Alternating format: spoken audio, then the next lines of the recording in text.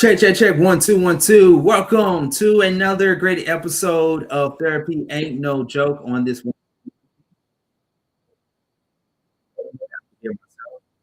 sorry about that. I had two things playing at the same time. Let me rewind that back.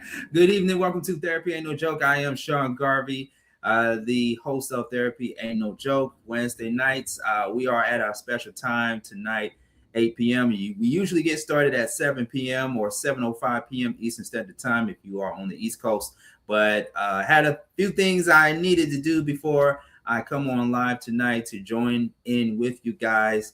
And I'm gonna be very transparent. I'm a little bit tired. I've been up since 6 in the morning, crack of yawning, crack of dawning, crack of yawning, and it's been nonstop ever since then. But I felt that I needed to be on here to have an important conversation with you guys to talk about tonight's topic. But just in case you and yours are new to the program, this is the show in which we talk about all things considered mental health in our community. As you can see at the bottom of your screen, there is our ticker with all the information that you need to know about the show and the different platforms, subsidiaries that you can check out Therapy Ain't No Joke on. And we're also streaming live on my Facebook page at Sean Garvey. Make sure you follow me there if you haven't already. Sean Garvey ATL on Instagram, where I am also broadcasting live. And of course, on our YouTube channel, the Mental Space Network. Now, this is a new secondary YouTube channel,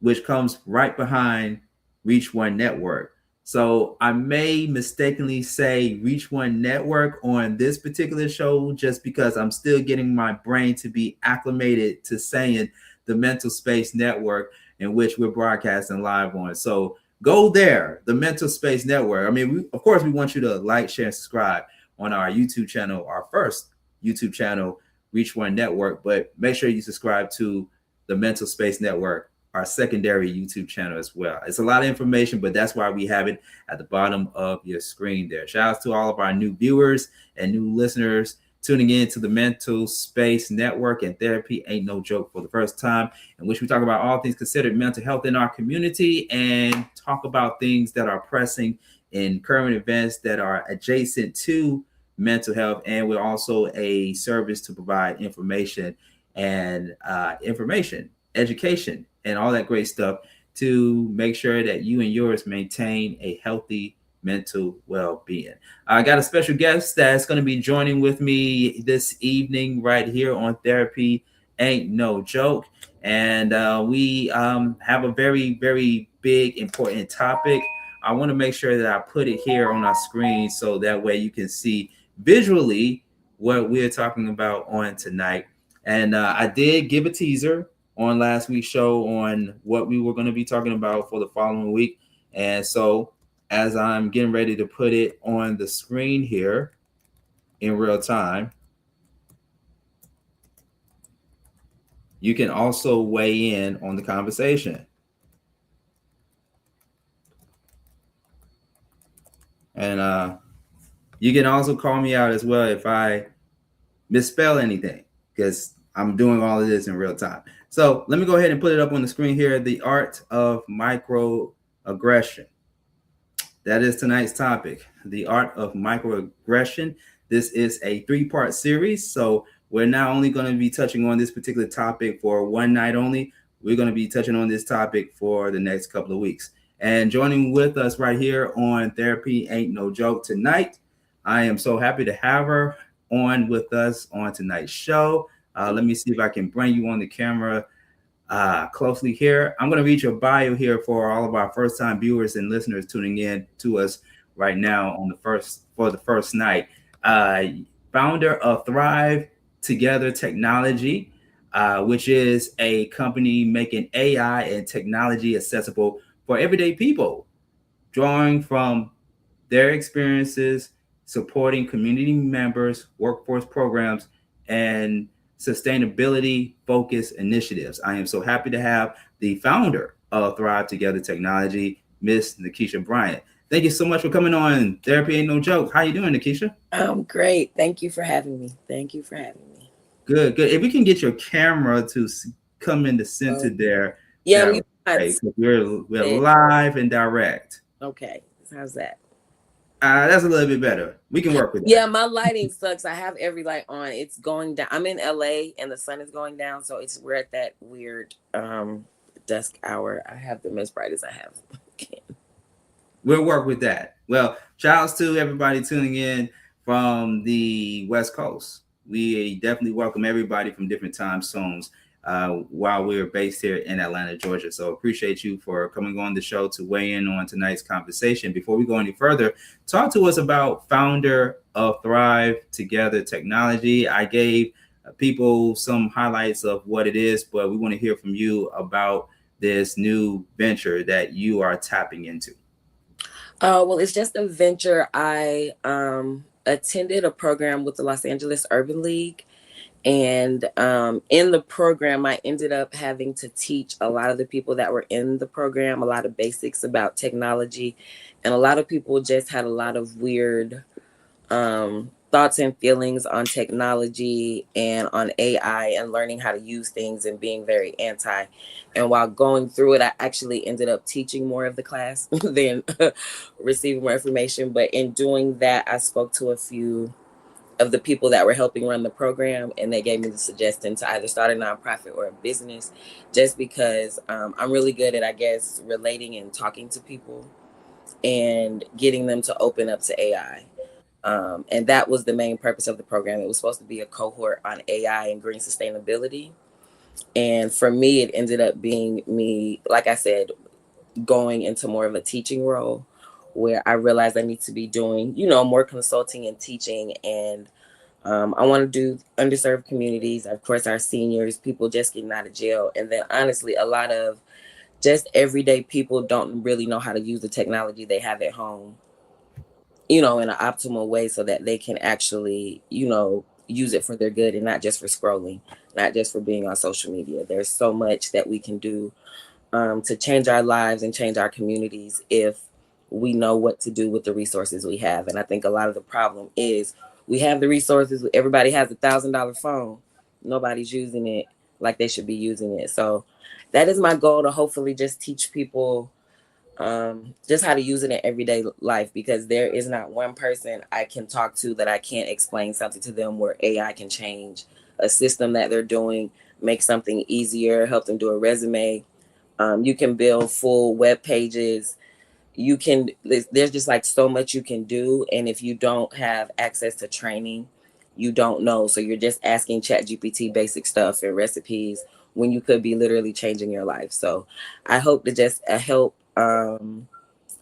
people learn how to just use it correctly and use it so that in this next phase of where technology and where our country is going, people are able to still thrive, even if they're having to work from home, even if you're not able to get a physical job, because the workforce is going to change. And a lot of it isn't going to be necessarily things you can get trained in. It's stuff you're going to have real world experience and really know what to do. So that is what we hope to do. That's what we're going to be doing. And I'm really excited about it. I know I've already helped like 3 or 4 people from the cohort I was in start, literally a few of them started businesses. A couple of them it assisted them in how they're approaching their business and how they're using AI in their business. So anytime I'm at like a library, if I'm out somewhere and I see somebody struggling with something, I'm trying to step in because I'm getting my data and trying to help as many people as I can now. But the goal is to just get people ready for the next phase of the world, because we're in a very fast changing world and economy and workforce, and we have to Justice, can you get my phone? Sorry, I have another alarm going off. But we have to make sure that we're ready for the next phase of the things that are going to be happening in the world and with our community. So yeah, AI is everywhere. It's all around us, and we definitely got to have a conversation in the near future on how mental health plays a pivotal role in AI and advanced technology, the whole 9 yards. So I'm looking forward to having that conversation with you and others in the near future. Tonight's topic, as I just mentioned a few moments ago, is on the art of microaggression. And so I wanted to have this conversation with you and many others, especially for those that want to chime in and weigh in on the conversation in real time. I've seen a lot of microaggression going on nowadays in our community.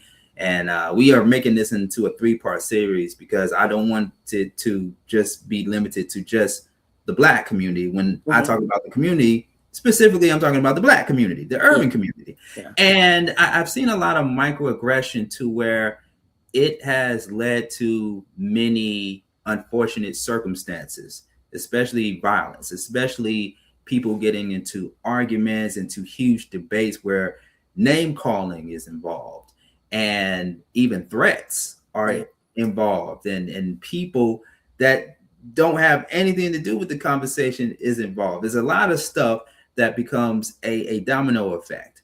And it's so interesting that I bring up this topic because the other day, just recently, and it's all around the internet, regarding these 2 podcasters going at each other. And for those in the comment section and listening right now, you already know what I'm talking about when I mention this. Of course, it's going around that Corey Holcomb, well-known comedian who is now a podcaster. He's been doing this whole podcast YouTube thing for quite some time. And he invited Anton Daniels, who is a controversial figure in the YouTube podcast space, as a Black right-wing conservative talk commentator. And the 2 of them went back and forth with each other to where a fight almost broke out between the 2. Now, I don't know, just like you all are in, some of us don't know if it was staged or not. It could be, it may have not been. I mean, many of us thought when Will Smith and Chris Rock, when that situation happened at the Oscars a few years ago, we thought it was staged, when in reality it wasn't. So, I want to tie those things into everyday situations when we in the community, and especially me growing up, coming from the community, I've been involved in a lot of arguments, debates that have went so left, to the point where we came to fisticuffs. That's what we say back in the day. I'm telling my age a little bit, but using the term fisticuffs, we get into fights over arguments and stuff, and it never really solves anything.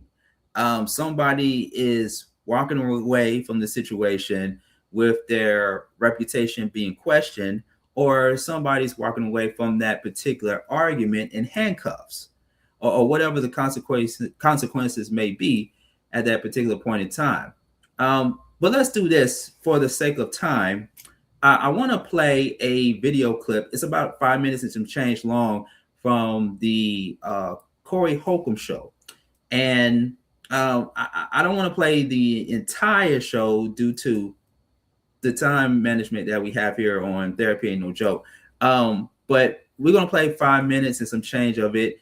And I want to get your take, Nakesha, on what you just witnessed. I'm not sure if you're up to speed on what happened between Corey Holcomb and watched it. We can watch it. I watched it. You watched it? Okay. So we're going to get your thoughts in just a few moments, but I want us to take a moment to see, for those that did not see the interaction between Corey Holcomb and Anton Daniels, we're going to play a clip of it, and then we're going to talk about it and how this ties in with the art of microaggression and even mental health. And there was something I forgot to do. Shame on me. I got to slap myself on the hand here.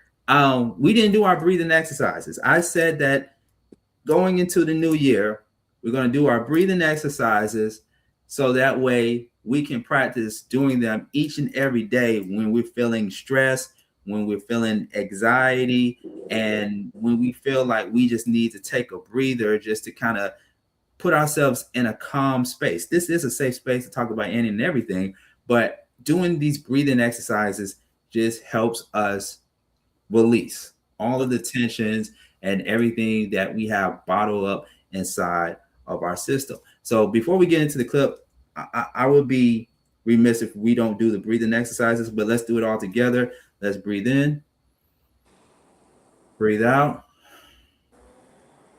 breathe in, breathe out. All right. My apologies, ladies and gentlemen. We should have did that at the very beginning of the show, but I wanted to go ahead and get that out of the way before we go any further, because what we're are getting ready to see is very graphic, and there is use of profanity and foul language in this video clip, and some things that are being said and being presented may trigger some folks. So I want people to be advised on what they are getting ready to watch. And if you are in a state where your brain cannot take it, please step away from your computer or from your mobile device for just a few minutes. And if you already seen it, you've already seen it. We want to hear from you. But we just want to let people know ahead of time that what you're getting ready to watch may trigger some people. So let's go ahead and play the video clip. Notice already, when the cops shoot you, ain't nothing you can do about it. Oh my God, this is so crazy. Do you think?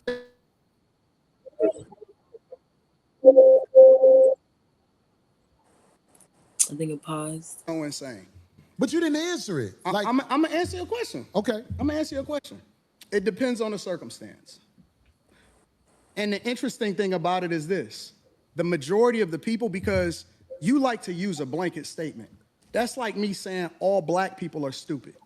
Well, have you said all white people stupid? No, I'm talking about cops. You should say that one time. I'm talking about because cops. it's easy to say all black people are stupid as an example. Say something about the white people. No. You're not. I don't think you got people all the time. Oh, well, I didn't hear you. Can you tell me? Because I don't know. I talk about liberal white women literally being the biggest enemy of the United States of America. That's the thing I say every single day. Caucasian female, the biggest enemy. Literally, white liberal women are the worst thing that ever happened to this country. What about their men? But we gonna get there, because you keep trying to get me to qualify it by participating and joining in on the core. No, I think you're doing what's easy. No. I'm doing what's real. I think you don't want to go against them, because if you go against them, it'll be some video of you going against them. And when I say them, I'm talking about your boss. I don't have a boss.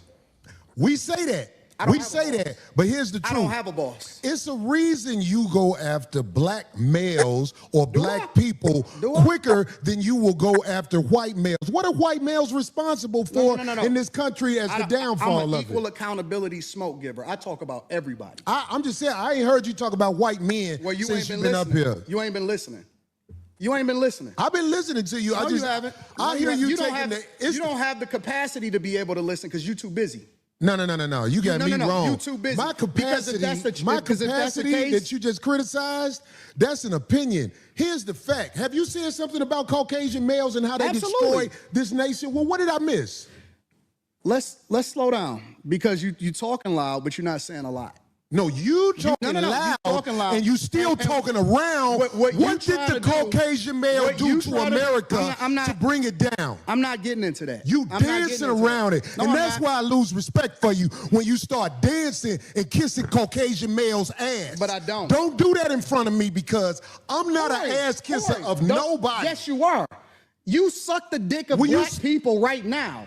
You doing the easy shit. What you do, let me tell you what you do. Nah, let me tell you something, homie. I don't suck dick. Yeah, you do. Yeah, you do. So fix that. You doing it right now. I don't suck dick, homie. You doing it right now. Homie, believe me when I tell you. I don't do that. I tell you. I don't do that. Listen. So don't come at me with no dick sucking shit. I'm going to give you the same energy you give me. Let's switch seats. Let's switch seats. I'm with it. Homie, I don't do no dick sucking shit.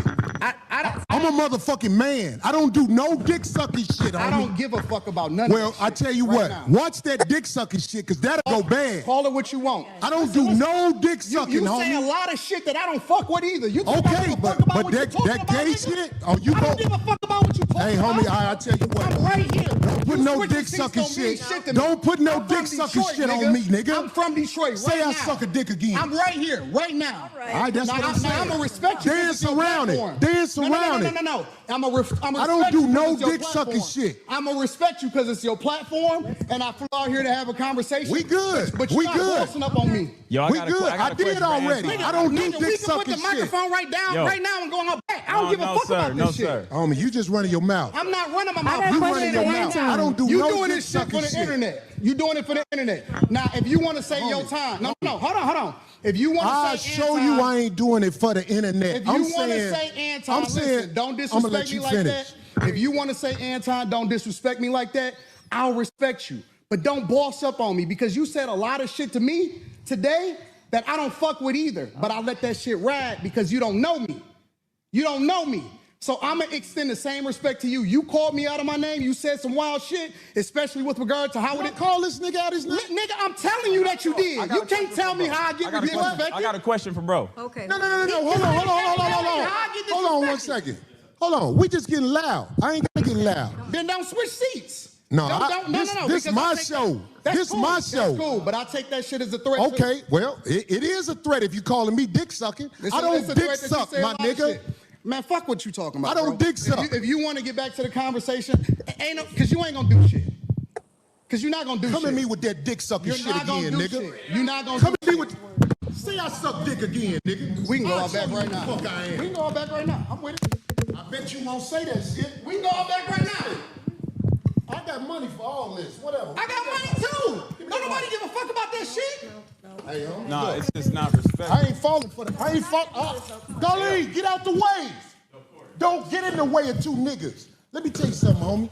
I ain't got to go out back right now because we got to go out back to lead this motherfucker. But I'm saying that dick sucking shit, watch that. That's all I'm saying. And if I don't say it how you like it, if you want to okay, get back to the but conversation, we can get back to the conversation. But just know, I'm not ain't listening to dick none of that suckers shit, up bro. here, nigga. I'm not listening to none of that shit. If you want to get back to the conversation, long as you we can know. get back to the conversation. Long as you know. Bro, you not. So chaotic. All right. And we're back. Therapy ain't no joke. We at the bottom of the hour. Sean Garvey with my special guest, founder of Thrive Technology, or actually founder of Thrive Together Technology, and Nakesha Bryant as my special guest right here on Therapy Ain't No Joke. If you're just joining with us, we played a 5-minute and some change clip from a recent interview or a recent conversation that escalated to something very serious between Corey Holcomb from the 5151 show and controversial figure Anton Daniels, who is a YouTuber, a podcaster known for his right-wing ideology. And Nakesha and I saw it. Actually, it's not my first time seeing this clip. Is not Nakesha's first time either. We both have seen different clips come out of that interaction between both parties hours before we started this broadcast. And we're going to go to the comment section in just a few moments because we already seeing some people commenting in real time during this live broadcast. Let me just say this. I don't know both men personally, but I followed their endeavors / careers for a long time. I am familiar of Anton Daniels, who started out doing content about Black women. He was pretty much like another Kevin Samuels, which is another conversation for another day. Corey Holcomb, of course, we know him as a well-known comedian from shows such as Black Jesus. He was very, very funny in Black Jesus and many other shows that he has done over the years before he started doing his YouTube show with his 2 or 3 co-hosts. And so there are parts in that show or what we just witnessed in that scene that were very triggering to me. It took me back to grade school. If you remember going to grade school, whether you was in elementary or in middle school or in high school, you get into an argument with somebody that you don't like, you being the one that's being bullied on, or you bullying other people, whichever side of the fence that you was in, and argument breaks out. The students hear what's going on, and all of a sudden, the argument between two parties turn into a fight. That one person in that crowd is the one saying, "Fight, fight, fight, fight." And all of the students come rushing in to see who is getting the beat down from that fight. Who's fighting, who's punching who's getting knocked out, and somebody loses. And this is coming from a person who has not only seen a lot of fights, but who has also been in a lot of fights that has put me in a situation that I wasn't supposed to be in. And looking back at it 40 years later, those are situations that I should have never ever been a part of. And that's why it was triggering to me, because if you grew up in a time where you've been in a lot of fights in grade school and high school, or you've seen, or I take it even deeper, if we're going to keep it 1,000, ladies and gentlemen, you grew up in a household and you've seen your mother and your father arguing, yelling at each other, screaming at each other every single day or every other day in a dysfunctional household. And imagine your father slapping your mother. Imagine your mother throwing her shoe at your father. It is just like what we seen between Corey Holcomb and Anton Daniels in that video. And you wonder why kids, you wonder why kids grow up into adulthood having trauma, having things being triggered, thinking the way they think, moving the way they move. It's because they grew up watching these type of incidents happening in real time.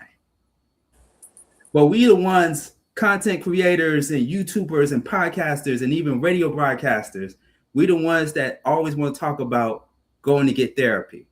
Yeah. And we need it. How mental illness is a serious, serious thing.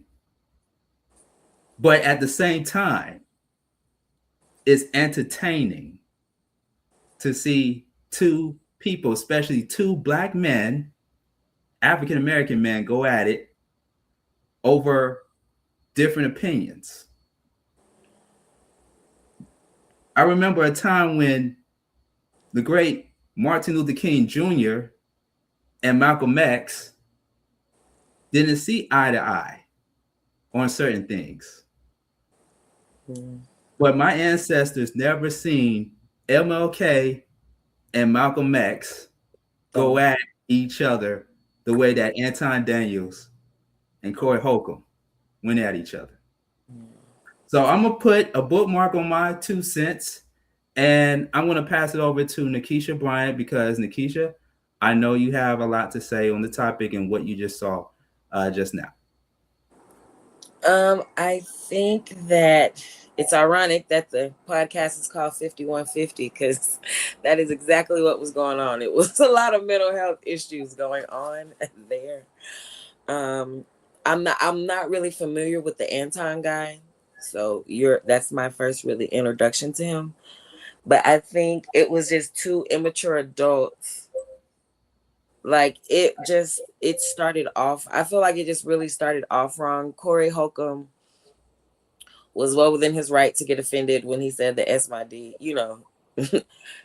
SMD to him. But I think before that, there was just a lack of respect going on, and they weren't letting each other finish. Like when you're having a conversation, you have to allow one person to finish and have their thought and let the next person talk. I think they both are controversial, because Corey is always very controversial. He has some interesting takes on things, and he is very pro-Black, but he is anti-women sometimes. So just, I don't know. Corey Holcomb is very interesting. I think the entire conversation was disrespectful on both ends. And at the end, it turned into Corey bullying the guy. So it was like, have your opinion, but say what you want to say, but with the threat of me punching you or me about to beat you up. So it gave childhood bully energy there. I just think they were both, I don't know. I think they were both wrong. I think they need a moderator. If you're gonna have two strong personalities like that, you need a moderator, because that was just out of order. And the young lady that's on the podcast with Corey, I don't think she has a strong enough personality to be able to calm them down, because somebody needed to intercede and not just let them keep going. And she tried to physically, but that's not the way you have to get in between, especially when it's two grown men. You kind of have to try to talk to them, or somebody behind the scenes should have jumped in, because it really got way too serious for no reason. There was no reason for Corey to be all in his face. And like I said, the guy obviously said some things wrong, but people are allowed to have their opinion. If you have somebody on your podcast, you have to allow them to have their opinion. So I don't know. It was just very chaotic for me. I think Corey was trying to make a point in the beginning, and he would have been able to have it, because the guy is so right wing. Had the SMD comment not been said, I think maybe they would have been able to get there. But I think that threw it off, because instead of him just saying you're pandering to the Black community, he's saying you know what I'm saying? It's very disrespectful. So I don't know how you expect to have a respectful conversation after you say something like that. Mm-hmm. And also correction is 5150. Thank you so much for that correction, Nakesha. Yeah, the name of the podcast is 5150, hosted by Corey Holcomb. So a few things in that video that were a reminder of my childhood, and even shows that I've seen in the past before. We can start off by talking about the influence of daytime talk shows from back in the day, from the late 80s, 90s, and you know what I'm talking about, your Jerry Springer. Yeah, Maury Povich and Ricky Lake, Gerardo, the list goes on and on and on. We've seen a lot of antiques and a lot of crazy stuff and that happened during these talk shows. And I think a lot of YouTubers and podcasters that invite people, because let's remind the audience that it was Corey Holcomb and his team that invited Anton to the show due to some form of friction that happened between the two, because both of them were talking about each other on their own platforms. Okay. Right.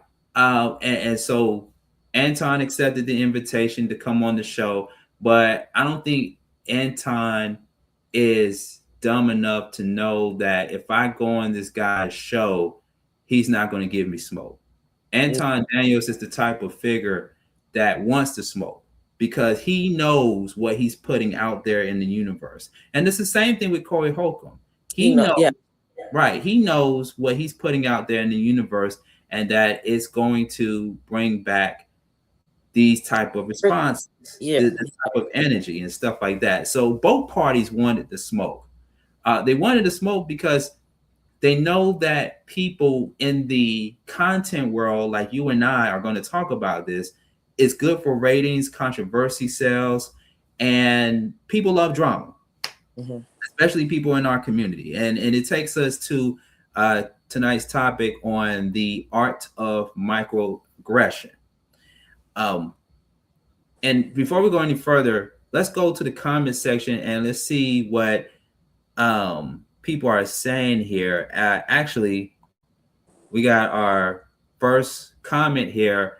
It's not a comment relating to tonight's topic, but we appreciate the shout out. Go Coco. I think that's to you, Nakesha. Yeah.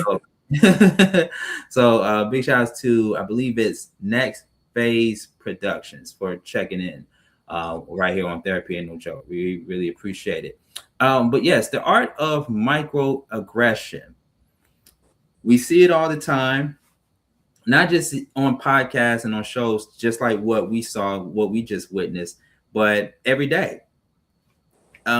You can go to a store and there's already microaggression already happening around you, especially in customer service. Mm-hmm.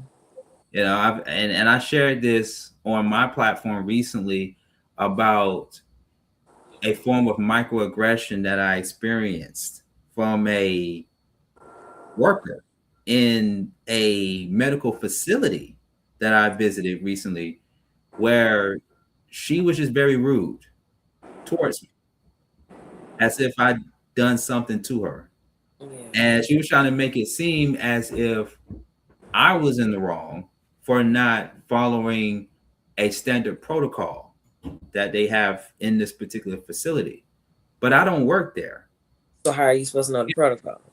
Right. I was given instructions on what I needed to do in order to make the protocol easy for the people that actually work there. But it was a lot of miscommunication that was going on amongst each other in the facility, and people in the customer service. They not only taking their anger out on the people that they work with, they're also taking their anger out on the people that come in and either patronize their business or coming in to do something that they need to do in order to help make a difference in the community. And they don't deserve it. So it's a lot of microaggression there, a lot of microaggression in our community from people experiencing or facing job loss. Yeah. You're angry at the world because you've been out of a job for 6 months. You're on unemployment. You can't get any money. Nobody won't help you. So you're angry at the world. You take your anger out on people, a form of microaggression. Or what we just saw a few moments ago between two black men, two polarizing figures, Anton Daniels and Corey Holcomb, looking like they were getting ready to fight it out physically. And to the point where you mentioned about the young lady, I mean, apparently that's Corey Holcomb's co-host, by the way. I don't know her name. I can't think of her name right now. But here's what I find very interesting. So a year or so ago, there was another podcast, and one of the members from B2K was on this particular show where it was two men and a woman. It was pretty much like the same setup as the 5150 podcast. And this member from B2K got into it with one of the co-hosts of the show, to where on camera, the fight broke out physically. Yeah, it went to the extent where once the B2K member got jumped by this big dude, this big guy on the show, they had to run a slate. We call that, they had to run a slate, go to commercial, or do whatever. And both parties were not in the same space together. They had to go stage left from that particular environment and resume with the remaining of the production. And that what I saw between Corey and Anton was similar to that, except we didn't see Corey nor Anton put their hands on each other. Well, because they know whoever swings first is the one who the lawsuit gonna get the lawsuit. The other person will be defending themselves. So that's why when the lady was like in his ear trying to talk to him, he's like, "I don't care. I can bond out of jail." She's like, "Yeah, but you can get sued." And he right winged. He's Republican. So I think the only reason they didn't swing is because both of them have something to lose, and they are old enough to sit and think about it. Because otherwise, I think it would have got physical. I think if one of them just didn't care, but they both still care about their appearances. So they were both still being controlled. They just wanted the other one to start it first. It's just like, no, you started. So that way I was just defending myself. And whatever happened after is your fault. So I think, they're both smart enough to know whoever swings first is going to get that lawsuit first. So. Do you remember the incident that involved another comedian by the name of Ari Spears, who was on, I don't think it was called 5150 at the time, but it was a different show that Corey Holcomb was on.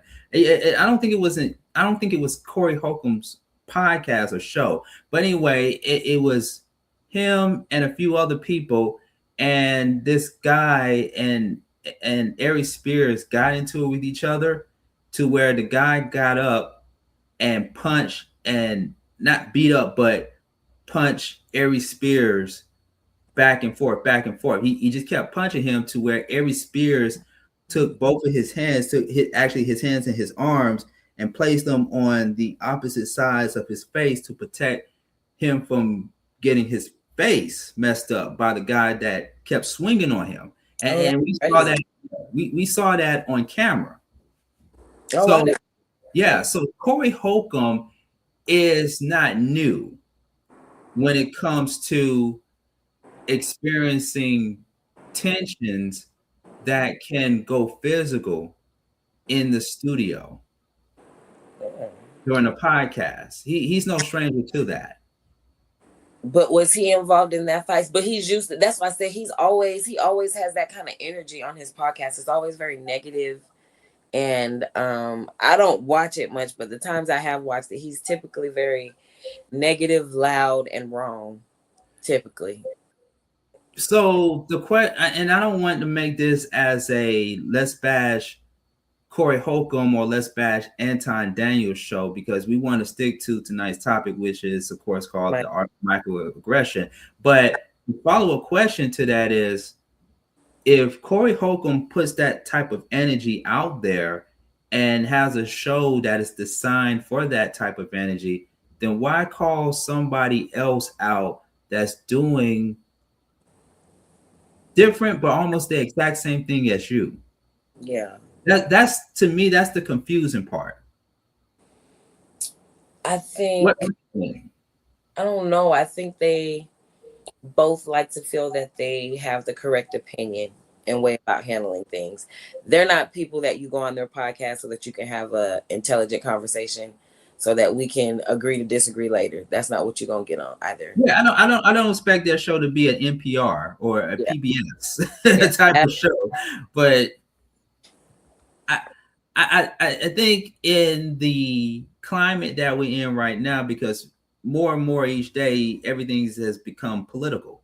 More and more people nowadays are becoming a bit more political conscious now, and more being aware. I mean, that's why you got this whole woke culture that is in full effect now and stuff like that. But at the same time, it's people that still want to see blood in the streets, that still want the drama, that still want to see the controversy and things of that sort, right? Because let's remember Corey Holcomb from 10, 15 years ago. You know what's so funny too is that he was on a game show called Mind of a Man, hosted by his fellow comedian D-Ray Davis. And when I was watching that game show, he was only on that game show for a few episodes. He wasn't a recurring commentator or a guest host on that show, but he would be on some episodes of the show, and then there'd be other episodes when he wasn't on the show, because they would switch around different comedians from time to time. But when he was on that show, Mind of a Man, this show came out, I want to say like in 2009, 2010, 2011, somewhere during that time period, we saw a different Corey Holcomb than what we see now. Yeah. I mean, a different Corey Holcomb he was just always joking, which we expect that from most comedians. You know, most comedians, they're gonna like say something funny every 5 seconds or whatever. But when you saw Corey Holcomb in that space, whether it was on Mind of a Man or whatever other show he was on, it was like no negativity. He was always giving out positive energy. He was always making jokes. He was the life of the party. But like now, especially ever since he started the 5150 podcast and going at folks, going at celebrities. I mean, he went at Will Smith, Jada Pinkett Smith, Vivica A. Fox. He went after almost everybody black in the industry, in the entertainment industry. Let's just keep it at that, Jose. So, you know what I mean? It's like we see a different Corey Holcomb now. Like I said, I think even the name of the podcast is Microaggressive 5150. In California, that's the code for like if the police get called and they take you to jail because you're having a mental health what is it called? Let me look it up. But it's mental breakdown, mental health crisis. It's like a mental health crisis, meaning is California's welfare institution code that will allow you to be temporarily put into psychiatric care. So if they 5150 you, they can hold you for 3 to 7 days. So the name of it is microaggressive because he's from Hollywood, so he knows what that means. So it all is microaggressive. I think the entire podcast and why he had to change from the last one is he's going to just be controversial. He's trying to be like Charlemagne is on Breakfast Club. He is not there to try to like make any changes. He's there to argue with people. He's there to piss people off. And because when you make people mad, guess what they're going to do? Comment. They're going to share it and be like, do you see him? I hate how Corey acts. He acts like a fool. He saw that he wasn't getting any views from being a nice comedian, or he's getting average views. He's not getting views that take him on the top. So he goes with the controversial way, which is always being anti and being anti whoever the top person is, black or white, really, but mostly black, because it's going to cause other black people to share it within their communities and have a conversation. So he's doing right as far as, I guess, him wanting to get views, but a lot of people don't like him because he comes off so nasty. So I think he loses a lot of viewership in just being negative and not necessarily having a good balance on the show, because the young lady isn't bad or anything, but she does not really bring anything to the show where you're like, she makes a grave difference as to the energy of the show and how it's going. But not let's cut you off. But see, it takes me back to that example that I just made about the B2K member who got jumped by the guy, who got pushed down by the guy on that show for going back and forth with him, where the argument turned into something very physical. Yeah. And if in that video there was a woman that was in the scene. That's her. I actually just looked it up while we was talking. It's the same woman. It's the same woman. That's her. So she's always been. I thought these were two different light-skinned women. That's just a little bit older. She gained a little bit of weight. She just gained a little bit of weight. Oh, I was looking it up while you were doing the thing. That's her. Yeah. Wow. Yeah. Wow. So, I mean, they both look alike. They both could be sisters. That's her. Yeah, that's her. So, she's a couple. Yeah. That's it. So both her and Corey are not new to being in those spaces when they could sense that something is getting ready to go down, and you're just like, okay, you shift the energy. You're supposed to shift it. I'm either going to intervene, or I'm gonna grab my purse and get the heck up out of there. I think she leaned into it. I think she had the choice to lean in or to try to help shift the energy. And I would have personally just got up because Corey got it. You're not paying me enough to be in the middle of two grown men fighting. I just would have got up and left. But I probably wouldn't be on a podcast with him every week anyway, just because of the controversy that he brings. But I think that you have co-hosts and other people in the room so that they can help shift the energy. If that's the direction they wanted it to go, which is kind of how it seemed. And because I didn't know that the two of them had been going back and forth before. So knowing that now, that seemed like more of a setup for Anton. Like he was 100% set up to be ambushed, and they assumed he was going to respond in another way, and he didn't. So Corey kept pushing him, and that's why he was getting in his face. Like, say it again, do it again. Like, no, we don't have this confrontation. I'm gonna tell you something. Anton is better than me, and even though I am a mental health advocate, and I don't advocate violence. Yeah. I don't advocate putting your hands on anybody, male or woman. I believe in self-defense just like the next person. But however, if you are in my space, now it becomes unsafe. Yeah. And to me, that poses a threat to where Yeah. if you're in my space, chances are more than likely you're going to put your hands on me if you are in my private personal space. And I probably would have taken off my glasses, taken off my hat, because we all know that Anton is bald. So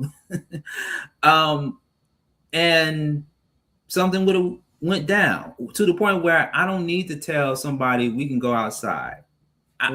You know, we Like can. right here, because it would have been right there if somebody, because you already made me feel threatened when you came and got in my face with the mic. I would have said that was the threat right there. Yeah, when you are in somebody's personal space, you do have the right to defend yourself when you are in that person's space. Because it seems to me that somebody in that room was trying to de-escalate the situation, but it kept on escalating to the point where somebody could have gotten attacked. I mean, even Corey's female co-host could have gotten attacked. She Yeah, could she could. have. Yeah. Somebody could have got harmed physically. Yep. Agreed. I think Yeah. it was very, and then I just looked it up. They filmed that in California. So like he 100% knows what 5150 means because that's filmed in LA. So he knows. I think that show is just what it's for controversy. I think they definitely know California is a little different than Georgia with what you can sue people for after you get into a physical altercation. So that's why they were holding back. That's all that is. That is, I'm not gonna say, because some people were saying online and they thought it was staged. I don't think it was staged, but I do think it was a setup for Anton to act, to like be outside of his shell. I think Corey thought he was gonna be able to bait him to fight him on the show. I think it was definite bait. I think he was definitely, yeah. He Yeah. didn't see. I think he doesn't understand that, like I said, in the world of podcasts and in entertainment, views and any sort of attention is better than no attention. So That's true. That's true. yeah, I think Anton got set up a little bit. I'm like I said, I don't know enough about him to have an opinion on him. I didn't know he was right winged and all that. I'm gonna do some research on him when we get off so I can see who he is, because I was trying to figure out who he was, because I'm like, who you have this random dude on the podcast and he's fighting him? Like, it's so random. But if he's another popular YouTuber, then I understand. So Yeah, Anton Daniels is starting to become more and more popular since his interview with singer songwriter Brian McKnight. oh, he interviewed Shady Daddy. The shadiest daddy in the world. Is that what he did? That's my point exactly. People like Anton, like Corey, and people want controversial figures to be on their shows, to be on their podcast, to be on their platform, because they know that this particular individual is going to draw viewership. Attention. Yep. Attention. Right. Because now we live in this world of negative bait content, controversy always been selling in the industry. But my problem, and this goes back to the art of microaggression, tonight's topic, if you're just watching us, therapy ain't no joke. We in the Black community, we always been entertaining. We've always put out entertainment. We've always performed in front of billions of people worldwide in whatever genre we were in or still in. I mean, of course, the top two are hip hop and R&B, but we've always been entertaining to all races. Yeah.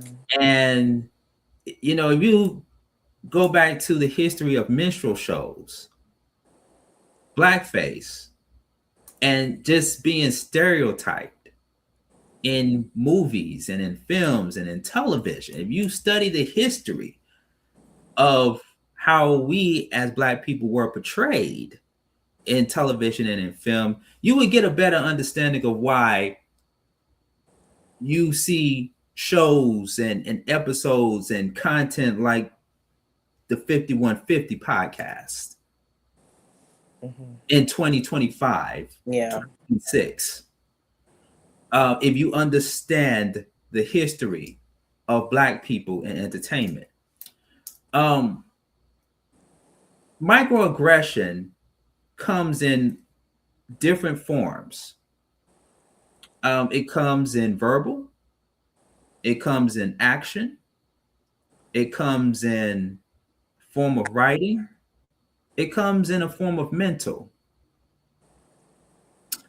And we're dealing with a serious problem in our country, not just only in our community, but in our country, where microaggression leads to violence, whether it's an innocent person that gets hurt or whether someone's job is gone because of their right to freedom of speech and how they feel about something on social media.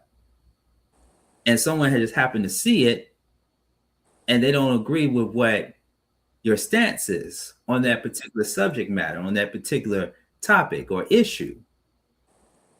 Different things come into a form of microaggression. Yeah. But what can we do, Nakesha, to bring some type of solution to the problem, especially taking it back to our community, to Black community, where we see it on a regular basis? What do you think some solutions are? I think to combat microaggression, I think people have to learn how to be honest about what they're feeling and what they're going through so they can be honest. I think being honest with your feelings is the first thing. Because that way you're not being passive aggressive or microaggressive to people because you're not able to say what you actually feel. I think a lot of it comes from people not just saying what they actually feel. I think people have to learn how to allow people to have their own opinions. And like understand why you feel the need to respond to certain stuff. Like, can you let people have their opinion and just let it be, or do you have to have an undercutting response to make them feel like they're wrong or make them feel like or pretty much invalidate what they say? I think we all have everybody has a tendency to have some sort of, I guess, microaggression towards something, but I think all of it stems from just a lack of being able to understand like your place in whatever the situation is, and understand that sometimes your words may have more of an impact than the intent of the words that you're saying. So just understanding the impact of words, the impact of not being honest with your feelings. And I think they could have, I think the conversation could have maybe been prevented had they had a conversation before they went live. I think letting it all go on the air just made them, they leaned more into their emotions than their logic. And that's why it ended up like it did. And they had to keep like holding themselves back because they were just being emotional about the situation. That guy's allowed to say whatever he wants, ignorant or not. He's allowed to have a platform. We live in America. This isn't anywhere in the Middle East or certain other countries where you can't say what you want to say. He's allowed to say what he wants to say, ignorant or not. You don't have to agree with it. You invited him on your platform, so you either enjoy what he says or you want to have an intelligent conversation with him to allow you guys to come to some sort of conclusion or come to some sort of, okay, we may not agree, but I feel like this, you feel like that. they both were ready to fight over opinions. And it's like not even opinions on anything that is going to change anything. Corey is seemingly fighting for the Black community, but it's like the way you're doing it isn't a way where people are really going to want you as a representation of us. I can say that. I think both of them are a bad representation of, if people are going to generalize anybody in the Black community, I wouldn't want them to use either of them. I'll say that. And that's why I mentioned earlier about how Martin Luther King Jr. and Malcolm X went about going at each other without going at each other. Yeah, personally, because Martin was aware of Malcolm X's philosophy and ideology, and so was Malcolm X. Yeah. And what we saw in that photo of Martin Luther King Jr. and Malcolm X shaking hands with each other, that's at the time, I wasn't born at that time, and neither wasn't you, but I can only assume. But both of us weren't born at that time. But we can only assume that the people that came before us wanted to see that. Yeah. They didn't want to see Martin and Malcolm clash against each other, because Martin was about bringing unity for all people, no matter what you look like, and Malcolm was Black unity. Well, there could be unity. There's got to be Black unity. Yeah, first and foremost. You know, and people, well, you have people that follow Martin Luther King Jr. and you also have people that followed Malcolm X's philosophy. So everybody wasn't on the same page with each other. But when we saw that photo of Martin Luther King Jr. and Malcolm X shaking hands with each other and taking that photo op, at that time, that's what our ancestors wanted to see. Yeah. Nowadays, and this is just my observation, it seemed like people, and this is also a part of microaggression, it seemed like people in our community don't want to see that. They don't want to see an Anton Daniels and a Corey Holcomb shake hands with each other.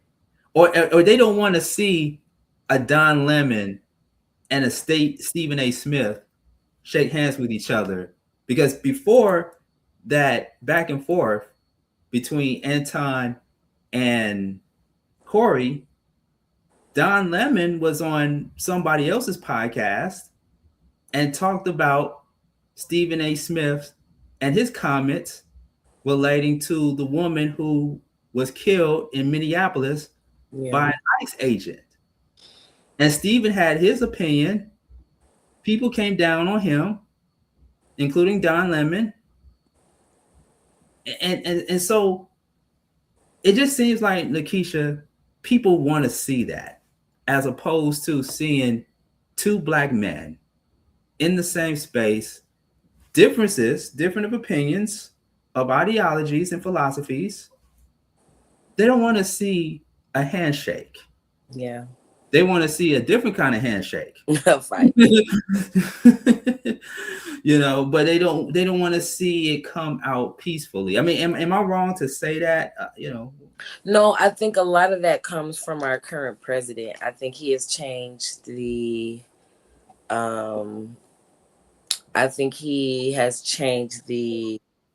culture of America, in that we are all more combative, especially since January 6th. I think everybody is just combative. People, instead of trying to be cooperative and work together, they just want to be anti. And it's not just in our politics, it's in everyday life. I notice it because I have to point it out to people a lot. Like, we're not in competition. Everybody is seemingly in competition with each other, which is where that comes from. Instead of being cooperative and working together, everybody is trying to make sure that they shine more, or they can show that they have more or know more than the next person. And I think that's where that energy comes from. I think people are just overly competitive. And we're not fighting for anything. We all live on the same earth.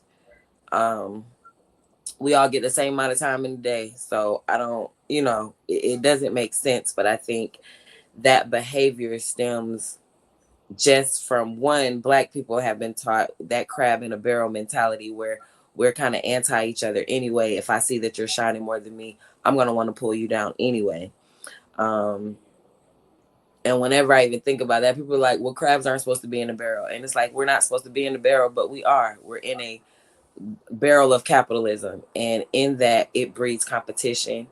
It does not breed cooperatism. It breeds you just trying to be better than the next person instead of you trying to be at peace with the person next to you and you guys live in harmony. I think our society is just made for people to be anti whatever it is. It doesn't have to be any whatever. I'm anti this. Everybody's anti something, and everybody has an issue with somebody. And it's like we have so many more things in common than we have differences, but everybody's always focused on what we have different. So, right. It's just, yeah, I don't know. I think this is just American culture. I think it's spreading around the world, but it's definitely American culture. Definitely capitalism.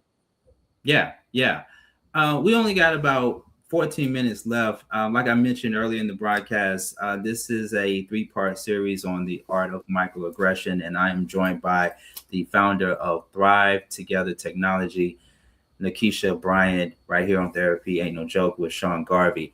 The internet. Do you think that the internet itself, especially with social media and everybody has a microphone, just like I have a microphone in front of me right now, do you think that the internet has brought in a lot of stuff where people are more aggressive nowadays? Do you think it also plays a role in the microaggression of people in our community? I would say yes, because I think people are getting accustomed to being bullies online. And that's where a lot of younger people, that's where they're first getting introduced to it. But I think even more than that, people are allowed to hide behind their identities online so they can say and do whatever they want without repercussion. So when you get in the face of someone and you try to say the same stuff you would say online, where it's like, oh, I would just come in and go past. Now you're in somebody's face and they can actually be confrontational. So it's not microaggression, it's just aggression. When it's online, it's microaggressive because there's nothing the other person can necessarily do about it, as far as like, all you guys can do is debate and argue. But I think the internet just allows people to be more bold in their opinions and in how they approach them being anti. Yeah, I think so too. I think if it wasn't for the internet, we would not see folks like Corey nor Anton having the platforms that they do.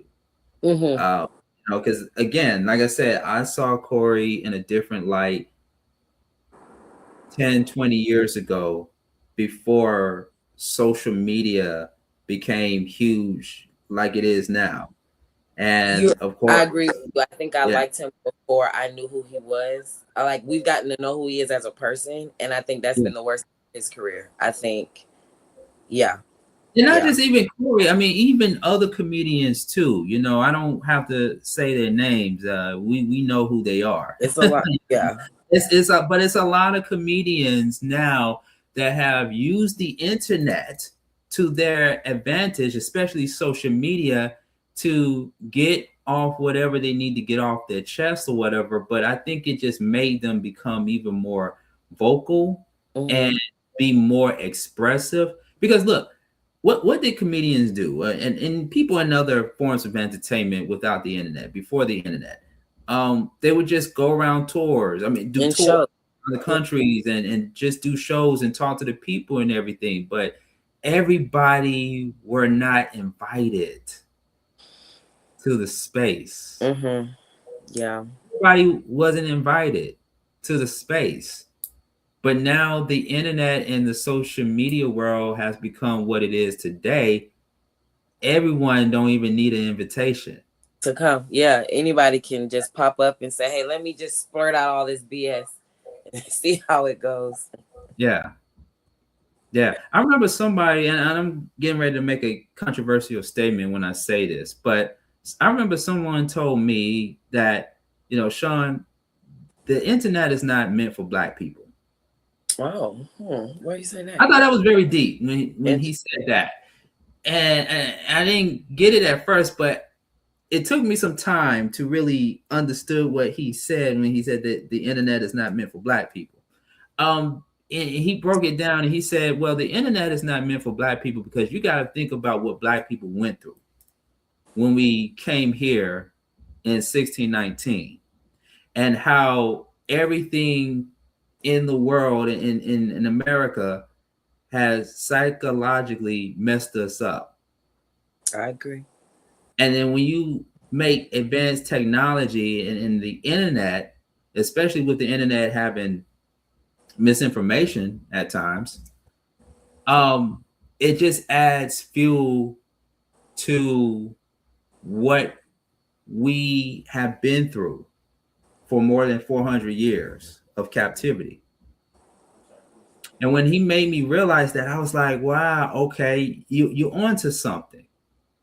Because certain things, not just the internet, but certain things are not really meant for us. And that's a whole different conversation.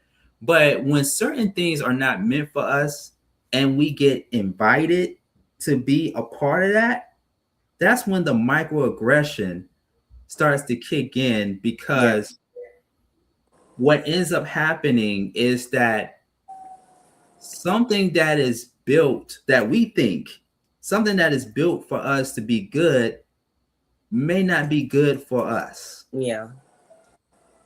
Because all we had were each other before all of this. Now, I mean, there is some good that, of course, did come out of this. Look, we got Therapy Ain't No Joke, which is an online radio show. So we're meeting people where they are. But at the same time, it's how we use it. Because, look, I could get a studio, and I know people in the industry, and we could all come together and do the exact same show as Corey Holcomb or as Anton Daniels, and it would be an internet hit. But then what is the cost for everything that we put out there besides paying for the upkeep of a studio, or to pay the rent and to pay the electricity bill and all this other stuff that we got to pay for to stay up and running 24/7? But what is the cost? Yeah. Because you heard Corey Holcomb and Time mention on mic that they got bodyguards. So what does that tell you is that they can't have their opinions, because obviously if you need a bodyguard, the stuff you say online, you can't defend in person. That's why I'm like, they both were, it was just very immature to me. It was very immature. Yeah. Very immature. Yeah. So this microaggression topic, and again, we're going to pick this topic back up next week and then the following week. I think it's something very important for us to talk about as not only human beings, but just as people of the culture, people of the community, and knowing the consequences can come from this.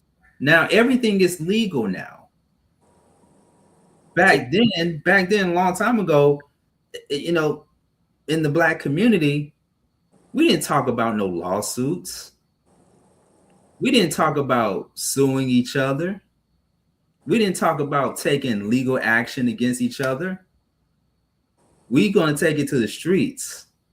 Real quick and in a hurry. Look. Exactly. Or we're going to, what the New Yorkers say, we're going to shoot a fair one. But now we're talking about, if you hit me, I'm going to sue you. And that's the first thing. People ready to sue. So that's why I said you got to have your security and your lawyer ready all the time.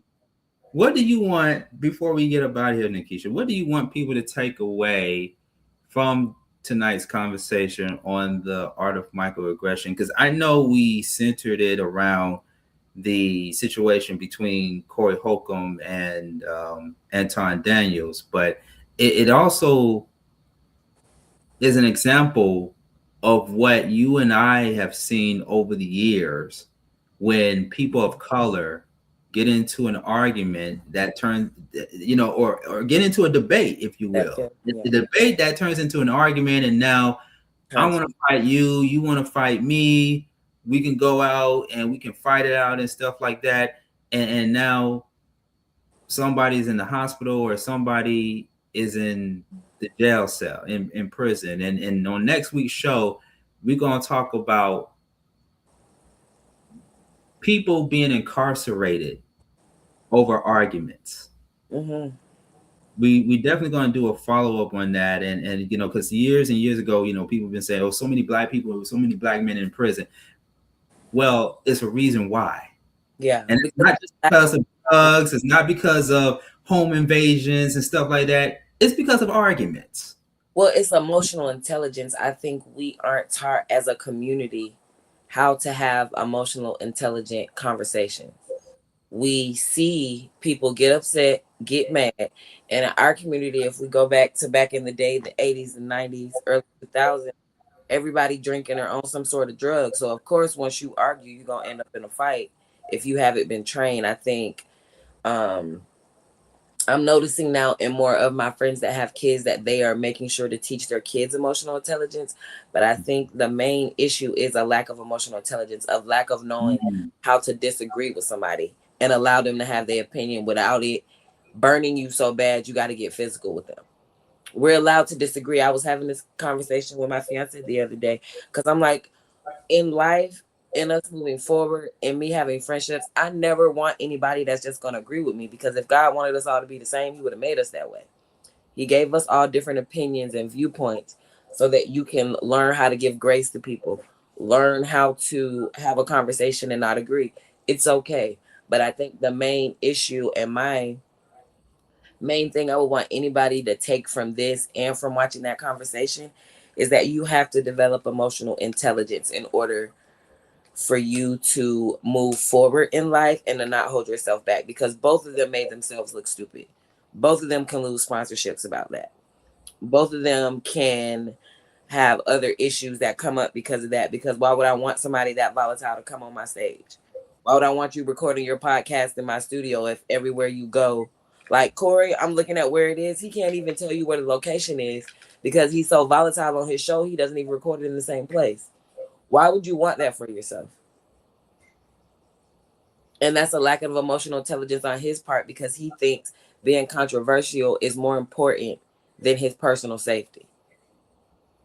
So you gotta have a bodyguard. What about when you can't afford a bodyguard? Are you somewhere where the bodyguard can't go? You in the shower at the gym, you in the sauna. Somebody throw you a fair one in, you butt naked with a towel. Then what? He doesn't think. It's a lack of emotional intelligence. Corey wants to be controversial, but I think there's a way to do it so that you're not putting yourself in danger. I think he's trying to go the Charlemagne the God route of how Charlemagne was in like the 2000s when he was super rude and volatile to people that were guests on the Breakfast Club. And I think he's doing it in a way where it comes off more nasty instead of like nasty nice. And I think there's a way to do it. Wendy Williams used to do it, but she would only do it with people on the phone. And I think they're trying to do that shock jock thing, but I think it's not working. And with the way that people are these days, and with people being more emotionally intelligent, all you do is see that as riffraff. You see that as something I don't even want to go and watch the full podcast, because it's like, if that's the 5 minutes I got, why would I want that energy around me? Exactly. Might as well watch baddies. Right. No, that's real talk. That's real talk right there. You made me think about Petey Green, and I'm too young to even have been around to know Petey Green personally, but Petey Green was one of the forefathers in Black Talk Radio who pushed the envelope to calling people out on his radio show. Yeah. And you know, if you remember the movie Talk to Me, where Don Cheadle was the one that portrayed Petey Green, he was a shock jock. Yep. You know, and then years later, we got different people in different radio and TV, doing the same thing. Yeah. you know, and of course, the number one person that comes to people's minds is Howard Stern. Yeah. Awesome. Very polarizing, very controversial and stuff. I think we do too much following the leader because we see what this person has done and it worked for them and it brought in millions. Yeah. Not only millions of people, millions of money. And we see so much of that in our culture that we want to follow their footsteps and turn it into something that will possibly be 10 times more better than what they did. Yeah. And it becomes problematic because, like you said, you know, folks like Charlemagne and stuff, and it goes back to mental health. He's an advocate for mental health. He speaks at mental health functions, but then the energy on his show is still it's the opposite of the message that he's putting out there. And I think, you know, us as Black people, especially with all the stuff that we've been through for years and years and years, decades and decades and decades, we have to be mindful of who we're listening to, who we're watching, and who we're following. Yep. Yeah.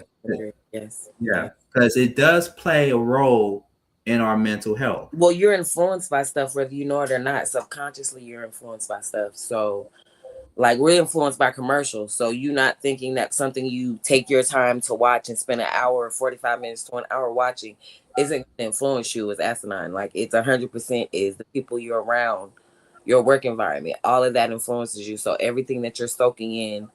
And like I said, while I was watching it, it gave me a headache. Even when you replayed it, it gave me a headache just like it did earlier. I'm like, oh my God, it was just a mess. I was gonna play it again for those who missed out on it, but I was like, nope, let me not do it. Let me not do it again. No, I think that one time was good. That it was just such negative energy. It was just such negative energy and unnecessary. And yeah, I think they both need to grow up and hopefully they can learn how to talk about stuff and learn, like I said, they need an intermediary. If the two of them are going to meet again, they need to have somebody that can handle both of their strong personalities so that they can have a seat. If only Minister Louis Farrakhan. That's about the only person. That's about it. Hey, listen, all hail to one of the most prominent figures in our American history, in our culture, but he can't do it no more. Yeah. He can't. You know, and I don't know what it would take. I think it's, again, it shows like these. Therapy ain't no joke. It shows like these that will give people a different lens to look at, to see through, and come to terms that this is all a part of the plan when it comes to media and how it can make you look at yourself when you see these type of situations. And again, that's why I use the analogy of go back to when you was in grade school. And I got to bring that up again really quick before we close out the show, because we still getting new people coming in and watching us in real time. Again, go back to when you was in elementary school, in middle school, and even in high school, when you saw two people going at it and they arguing, and next thing you know, they put their hands on each other. One pushes the other. Somebody punched that other individual. And now there's a fight, and somebody in that crowd says, fight, fight, fight, fight. Everybody else turns around and be like, ooh, I gotta go see who's getting jumped or whatever. And nobody is not stepping in to break up the fight except the school teachers, except the administrators. Nobody's not stepping in. Nowadays, because everybody's on their phone, everybody have camera phones, it's being filmed, and no one's, to this very day, no one is still stepping in to intervene. Yeah. Yeah. Everything is on camera now. Everything has cameras now. And what we're seeing is more than microaggression. We're now seeing something that's going to be on the internet forever, and something that's going to change or alternate that person's life to where you may not be able to get a great job because of that incident. Yep. You may lose relationships with important people. You may have to get lots and lots and lots and lots of therapy. You know, it's all these different things that come behind what you have been involved in. And it's going to take for mental health advocates such as myself, and even business owners like you, to really help the everyday person, to really help everyday people take a different alternate and to manage their mental well-being. Yep. You gotta learn it. Gotta learn it. Yes. Yeah, indeed. Well, Nakesha Bryant, I really appreciate you for coming on tonight's show and being a part of the conversation. And how can people follow you? And I know your venture is still in the works right now, but give people some information before we let you go. We do have an Instagram, Thrive Together Now. It's called Thrive Together Now. And I also have a LinkedIn page. The webpage is coming soon, or they can contact me via my personal LinkedIn, just Nakesha Bryant, or to my Instagram, Miss Coco ATL. So MZCOCOATL. If you have any ideas, if you know anyone that needs any training, any programs, please let me know. Reach out. I am currently looking to get my first 2 cohorts completed. So I'm looking forward to teaching and getting my year started. So. But there it is, ladies and gentlemen. And if you missed any of tonight's show, any highlights from tonight's show, you can go back and watch it on demand. And make sure you like, share, and subscribe to our YouTube channel. Our goal is to get over 1,000 followers on our new YouTube channel, which is called the Mental Space Network. But in the meantime, between time, you can follow us here. You see the information at the bottom of your screen there.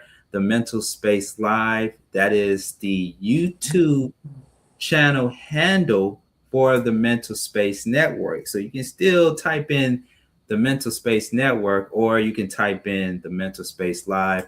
Well, actually, correction. Got to make another correction there. So my producer is telling me that's actually the social media handle. So the Mental Space Network on YouTube, but follow us at the Mental Space Live on Instagram. And we also are trying to get our numbers up on our Instagram page as well, on our Mental Space social media page. Thank you so much, Nakesha Bryant, for coming on Therapy Ain't No Joke. Thank you so much. And ladies and gentlemen, we will be back at our normal time next week at 7 p.m. Eastern Standard Time. That's 7 p.m. Eastern Standard Time if you are on the East Coast. And again, everything is on demand on the Mental Space Network. And this episode will be on multiple streaming platforms very, very soon. So be on the lookout for that. And, you know, if you follow me at Sean Garvey ATL, all of the updates will be on my social media page as well, too. So thank you all for tuning in to Therapy Ain't No Joke. And shout outs to everybody on the check-in. I want to make sure that I acknowledge everybody that's been checking in since the beginning of the show. Shout outs to Dominique, big shout outs to you. Shout outs to Diana. Also, shout outs to the Brothers Brunch Foundation Inc. for checking in. Also, big shout outs to Tevin for checking in, as well as Angeline Green for checking in via Instagram. And shout outs to my Facebook community for checking in as well. I appreciate you all for the love and for supporting Therapy Ain't No Joke. So I'll see you all again next week for Therapy Ain't No Joke. I will be on WRFG 89.3 FM this Saturday morning, 12 a.m. to 3 a.m. Set your alarm clocks to watch and to listen to the remix with me as I am taking over for DJ Yogi, 12 a.m. to 3 a.m. Saturday morning, 12 a.m. to 3 a.m. And we got some more shows coming up very soon next week. All right, y'all, I am out of here. Take care and make sure that you keep your mental health in check. Oh, also, I would be remiss if I don't do this as well, too, because we normally do this either before or towards the end of the program. And it is very necessary due to the fact that the nature of the show is all things considered mental health in our community. You see at the bottom of your screen there, if you and anybody you know who are in need of immediate mental health assistance, contact the National Alliance for Mental Illness helpline at 1-800-950-NAMI. That is 1-800-950-6264. Or you can send them an email to info@nami.org. That is info@nami.org. Operational hours are 10 a.m. to 10 p.m. Eastern Standard Time. And if you cannot contact them after normal business hours, you can dial the Crisis and Suicide Lifeline 988 if you or someone you know is facing a mental health crisis. That is the Crisis and Suicide Lifeline at 988. Make sure you lock that into your phone. All right, y'all. I am out of here. Take care. You all have a great evening, and I will see you all next time.